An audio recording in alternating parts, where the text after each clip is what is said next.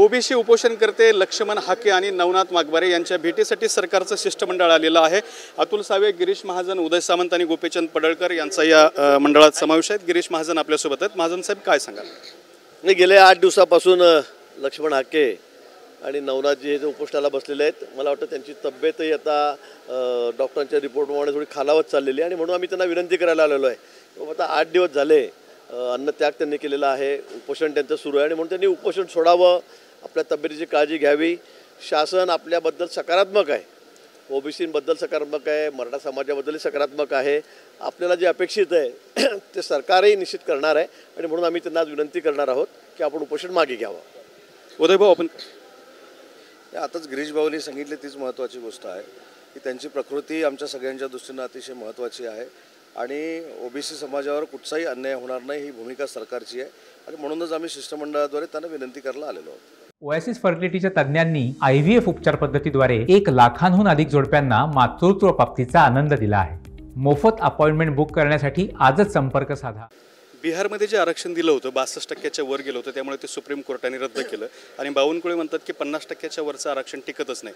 मग महाराष्ट्रात मराठा समाजाला जे आरक्षण दिलेलं आहे ते 50% वर गेलेलं आहे। EWCचा विचार केला ते सुद्धा 50% वर गेलेलं आहे। तर मग सध्या सुरू असलेलं आरक्षणाचं कोड कसं सोडवणार? तो टेक्निकल मॅटर आहे मला असं वाटतं। त्या संदर्भामध्ये कालच्या बिहारच्या निर्णयानंतर आमच्या त्या ठिकाणी वरिष्ठ आहेत किंवा सगळे आमची वकील मंडळी आहे, ती तज्ज्ञ मंडळी आहेत, ती सुद्धा अभ्यास करते। मला वाटतं यावर आज काही सांगता येणार नाही, कारण बिहारचा निर्णय झाल्यानंतर खरं त्या संदर्भामध्ये विचारच करावा लागणार आहे आणि म्हणून मला असं वाटतं की आज त्याबद्दल काही सांगता येणार नाही। माननीय मुख्यमंत्री आहेत, शिंदेसाहेब आहेत, माननीय देवेंद्रजी आहेत, अजितदादाजी आहेत आणि या क्षेत्राची सगळी तज्ज्ञ मंडळी, कायदेतज्ञ हे या संदर्भामध्ये बसून विचार करतील। तुमचं जे वक्तव्य होतं की सगळ्या सोयऱ्यांचा जे विषय आहे तो कायद्यात बसत नाही, त्यावरती जरंगे पाटलांनी काल आग पाकड केलेली आहे असं म्हणणं चुकीचं आहे असं त्यांचा दावा आहे। नाही, माझं म्हणणं आहे म्हणजे मला असं वाटतं की न्यायालयामध्ये सगळं टिकलं पाहिजे।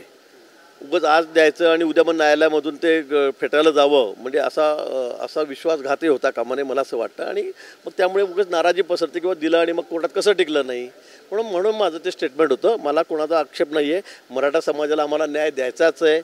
मागच्या काळातही मी सांगेल की देवेंद्रजींनीच मराठा समाजाला आरक्षण दिलं होतं मुख्यमंत्री असताना। आताही 1 दिवसाचं अधिवेशन घेऊन आम्ही 10% आरक्षण मराठा समाज दिलेलंच आहे।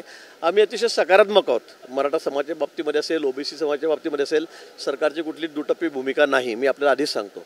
आणि म्हणून मला जे वाटतं की कोर्टामध्ये टिकलं पाहिजे, माझी एवढीच भूमिका होती। सरकार देणार नाही, देत नाही हा विषय नाही आहे, पण झाल्यानंतर ते कोर्टामध्ये टिकलं पाहिजे, उच्च न्यायालयात, सर्वोच्च न्यायालयामध्ये टिकलं पाहिजे, एवढीच माझी भूमिका होती। एक राजकीय प्रश्न आहे। काल रामदास कदमाने असं म्हटलंय की भारतीय जनता पार्टीने त्यांना त्यांच्या काही सर्वेनुसार 4-5 जागा बदलायला लावल्या, त्यामुळे त्यांचे 4-5 खासदार कमी निवडून आले। ठीक आहे, आता निवडणूक होती, यश अपयश सुरू असतं, कमी अधिक जागा आमच्या निवडून आलेल्या आहे ते खरं आहे, पण आता उगाच एकमेकावर दोष आरोप करण्यापेक्षा मला असं वाटतं विधानसभेच्या तयारीला आम्ही लागलेलो आहोत।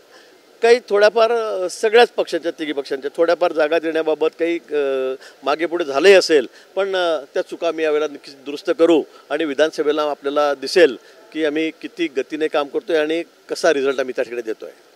अतुल सावे सुद्धा आपल्यासोबत आहेत। सावे साहेब, काय सांगाल? मागे एकदा तुम्ही जाऊन आलात, आता पुन्हा चाललात उपोषण सोडवण्याचा। आम्ही मागच्या वेळेसही सांगितलं होतं की माननीय मुख्यमंत्री आणि उपमुख्यमंत्र्यांनी आश्वासन दिलेलं आहे की ओबीसीच्या आरक्षणाला कुठलाही धक्का लागणार नाही आणि तेच आजही आमचा तो स्टँड आहे आणि नक्कीच त्याच्यात आम्ही आज हाके साहेबांना आणि वाघमारे साहेबांना कन्व्हिन्स करायचा प्रयत्न करू।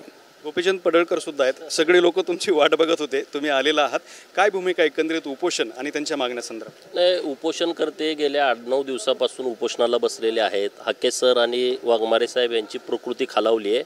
मी त्यांच्याशी फोनवर संपर्कात होतो, तर सरकार पण या बाबतीमध्ये प्रचंड संवेदनशील आहे आणि म्हणून आज 3 मंत्री आज या शिष्टमंडळाला भेटीसाठी आलेला आहे, उपोषणकर्त्यांना त्यांना विनंती करण्यासाठी आलेला आहे। आता बघू काय होतंय, आम्ही आता त्यांना भेट गेल्यानंतर बोलू तुमच्याशी। काल लक्ष्मण हाके असं म्हणाले की भारतीय जनता पार्टीच्या धोरणांना वैतागून मी त्यांच्यापासून लांब गेलो। अरे तो आता राजकीय विषय नाही, आता आपण ओबीसीचं जे आरक्षणाचा विषय आहे त्या बाबतीमध्ये आपण बोलू। ते काय मी काय स्टेटमेंट केलं ते मी त्यांच्याकडून ऐकलेलं नाही।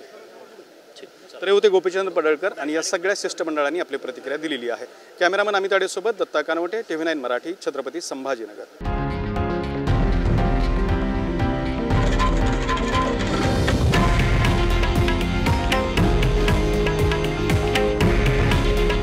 हे आहे देशातील नंबर 1 न्यूज नेटवर्क आणि आपण पाहत आहात TV9 मराठी. काळजी तुमची, हित महाराष्ट्राचं.